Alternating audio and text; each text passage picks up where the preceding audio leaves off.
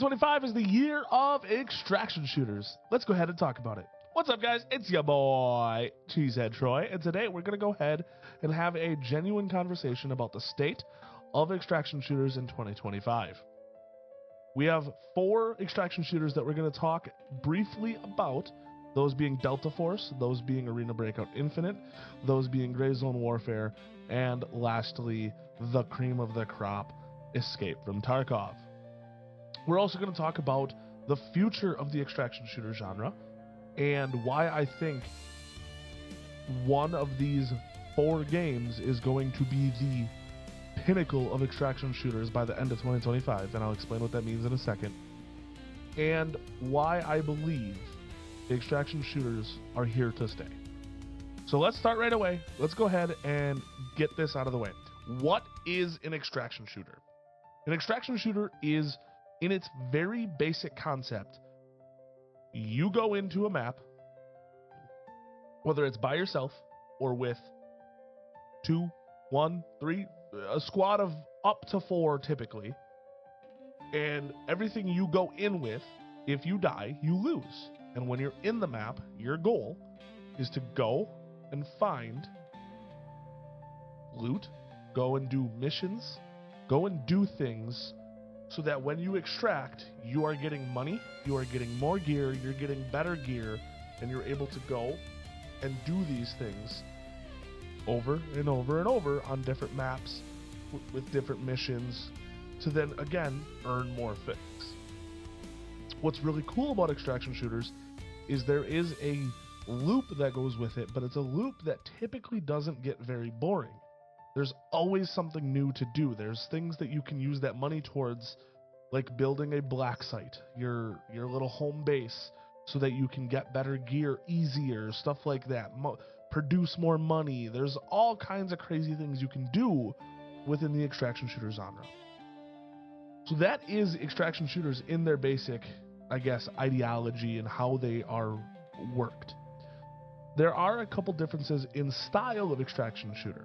The 4 that we're going to talk about today are what I call just a basic extraction shooter or a standard extraction shooter. Go in, do missions, find loot, extract. There is also what is called objective-based extraction shooters. And one that's coming out in the near future is called Beautiful Light, which I'm very excited for. One of the more popular extraction shooters in the objective-based extraction shooter market is Hunt Showdown. Now, what an objective-based extraction shooter is it's less focused on the loot and more focused on an objective. Hunt Showdown, you are hunting monsters and creatures and ghosts and all these other things, and you have a boss that you have to go and kill. The thing is, though, is that everybody on the map has the exact same objective as you. So it is bringing everybody closer, one big battle at the end, and then one team or person escapes, leaves the game, everybody is dead except for one person. They get the loot, they get the creature and the bounty, as it's called in that game, and then they're gone and they do it over again. So not about the loot, more about the objective. So today we're going to talk about standard extraction shooters. We are not going to have a conversation regarding objective-based. I understand that Hunt Showdown is a fantastic game. I play it. I love it. It's great. I understand that Beautiful Light is going to be most likely a very fantastic game, one that I'm very excited for. But they are not the basis of this conversation today. So that is the basic conversation regarding what an extraction shooter is. So let's go ahead and talk about the current state in 2025 of extraction shooters. In the standard extraction shooter market, there are 4 big players. You have Arena Breakout Infinite, you have Gray Zone Warfare, and Delta Force. Those 3 games are made by individual developers. Those 3, they're chasing the big guy, and that big guy is Escape from Tarkov. Escape from Tarkov is the pinnacle of extraction shooters. They're the best. It will forever be the best in its current state. The problem that I have with Escape from Tarkov is it is literally too extreme. I'm fine with Milsim. I'm fine with really throwing you to the wolves. No tutorial, whatever, that's fine. But you know nothing. You go into that game, you don't have a map in front of you. You can't pull up a map. All it does is it tells you, hey, here's your extraction points. Good luck. You don't know locations. It doesn't tell you when you discover a POI. It does nothing for you. It is not going to hold your hand. In fact, there is a bus coming down the road, and it's going to throw you in front of it. And a lot of people are turned off about that when it comes to Escape from Tarkov. I am one of those people. I love the game, but I don't like the idea that I have to put a map from a website up on a different screen on my computer just to have any idea of where the hell I'm going. To me, that is just too much. Why can't I, at the very least, pull up a map? Nikita, the developer of Escape from Tarkov, said that he took a lot of inspiration from the original Stalker games, which is funny to me because Stalker is a game that works very well on console, which Nikita says Escape from Tarkov is too advanced for, but I would say that it's almost as advanced, if not a little bit less advanced than Stalker, but that's besides the point. But in a game like Stalker, guess what they have? You can press a button and pull up a map, so you know where you are. Everything else, great, take it away, I don't care. Just give me a map. So those are the negatives that I have with Escape from Tarkov. But Escape from Tarkov does have the best gunplay. Escape from Tarkov does have the best sound quality. Escape from Tarkov does have the best menu music. Like, objectively, not even close. Like, the menu music in Escape from Tarkov, fire. Like, I want that soundtrack just to have on my computer. So those are the positives, right? I mean, the sound, the light, the quality, when the game works. Now, keyword there, when it works, it is the most beautiful game I have ever played. But it doesn't work all the time. So let's go ahead and talk. We talked about the pinnacle. Let's go ahead and talk about the newest one, and that is that is Delta Force. Delta Force is the newest one in the lineup. It is a game that came out in December of 2024. It is now January of 2025 as I record this. And that game is purely, it's got a Battlefield style mode called Warfare, and then it has the extraction mode called Operations. They're completely separate from each other while also being very close to each other. What I like about the game is that it is fast-paced. It does allow you to pull up a map. It'll even show you where your missions are if you have missions currently available to do on whatever map that you're trying to do. The depth within the guns that you have access to is absolutely insane. There is real life, they have a weapon equipment that you can get from a brand called Olight. Olight is a brand that I'm very familiar with through a buddy of mine who is very big into the world of everyday carry products, EDC. So it was really cool to be able to say, hey, Olight, this brand that you like that I know about because of you, is in this game. So that's kind of cool with that.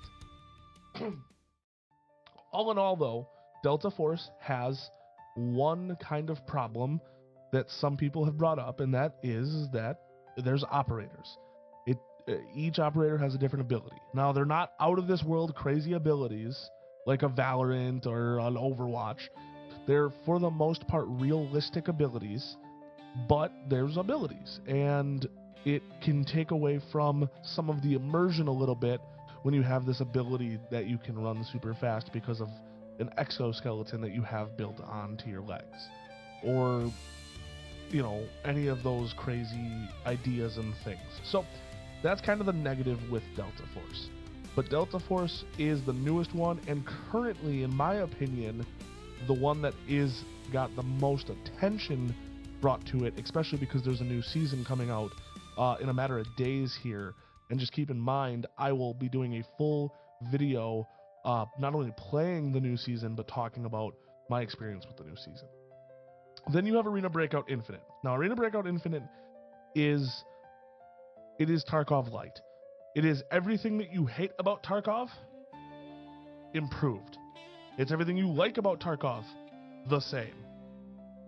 They took everything that I complained about Tarkov to you, no map, it does not help you know where you are, anything like that. It helps you. It tells you, hey, Press M to open up the map. And if you have missions, it'll show you that. Everything else, that's up to the player. It is literally everything I want Tarkov to be, but it's not Tarkov. Or it's everything I want Tarkov to be, but it literally isn't Tarkov. That's crazy to say, right? The big negative to the game, now, again, Tarkov, it was the best in its class and everything, just really, really wanted to throw you in front of traffic.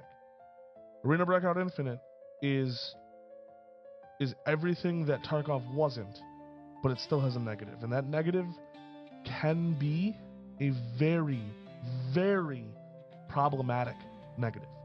And that problematic negative is that it is fairly play to win in certain aspects. Games like extraction shooters require equipment and you being able to go out and loot and find money and then take that money and turn it into high-tiered equipment so that you can survive against other players that have high-tiered equipment. Arena Breakout Infinite, their big problem is that you can use real-world money to buy in-game currency to then go and buy high-tier equipment. It makes it not impossible to play as a free player, but it makes it a lot harder, especially as you get into the harder maps, to guarantee fairness in a gunfight. Now, I understand skill matters. I could go out and spend $1 million and still be awful at the game, and that $1 million won't matter in-game. But if I'm really good and I do go and spend that money, I will never die. So those are some of the things that people say are big negative to Arena Breakout Infinite, and I am one of those people. And then lastly, we have Gray Zone Warfare. Gray Zone Warfare is a wide open, and I mean wide open, 24/7 Tarkov in a forest. So, except it also has a map, but that's besides the point. No, what's cool about Gray Zone Warfare is that it is a giant map. Once you're in a server, you're in that server for good until you end your deployment or close the game, and then you rejoin a different server the next time you go. But while you are on deployment or on that server, everything that happens in that map, raids don't have a timer. You could be in a raid for as long as you want. But the cool part is that if you die, you respawn back at your FOB, your forward operating base. You can go back into your raid, and you could actually try to recover the stuff that you lost and died with. You can go and find your body and say, okay, I'm going to loot my own dead body, which is awesome. It's something that I think Gray Zone Warfare takes really good, or takes the cake on as really big, improvement on the genre. Now, for negatives of Gray Zone Warfare. Gray Zone Warfare, which you will see partially in the B-roll here, has a problem with shaders loading properly and the game just not putting all the textures there. I mean, it's a giant map, but why does a van have checkerboarding? Why is the house at the FOB look like it doesn't have any siding? It looks like it's in like pre-alpha design state. That shouldn't happen. I understand the game is in early access, but for it to be this far along, we're coming up to a year out to the public, this should not happen. So that's negative. And then while I think the gunplay is okay, and I think that the sound is pretty good, that's also my big negative, the sound. You are in a rainforest, which is understandable, but man, do they make the noises from a forest very loud. The crickets, the frogs, the everything is just loud as can be. And after a couple of the flies, my God, I still have the sound of the flies burned into my freaking skull. So that's kind of the negative there. So all in all, those are the big four. Those are brief summaries. Here is my final thought about extraction shooters and why I believe, one, now is the perfect time for you to jump in if you're a PC player on any of these extraction shooters. 2 of the 4 that I mentioned are free to play, do not cost anything. And the other two are fairly reasonably priced for entry-level stuff. You can pay to get higher level starting loot, but it's still not high-end by any stretch of the imagination. Extraction shooters are here to stay. But the extraction shooter, the first one that goes to console of these big four, will be the extraction shooter. We've seen it with Valorant. When Valorant went to console, huge player uptick. When Hell Let Loose, a Milsim World War II game, went to console, huge player increase. Arma Reforger is the newest one in that lineup. Gigantic. I mean, you can't go on YouTube and watch any first-person shooter content at all without any of the big first-person shooter YouTubers and content creators just spewing how awesome Arma Reforger is. That game is going through a renaissance period. It's because they added controller support, and it's because they added console support. The first one of these four games to do that will win the race. No doubt about it, 100%. Put your money on it. And if I had to guess which one of these four would do it, my money is on Arena Breakout Infinite or Delta Force. Tarkov, Nikita, and the team over there at Battlestate Games is too in their own head that it doesn't belong on console. And I think Gray Zone Warfare is not far enough along in their early access period to focus on console support. So I believe the other two games are more ready to go, and I think the teams can focus on bringing it to console. So there you go, guys. That is the 2025 year. Is the year of extraction shooters. I think the first one that brings it is going to win it. So I love extraction shooters. I will be talking about them more here on the channel. I hope you guys enjoyed. I hope you guys had a good time watching the video.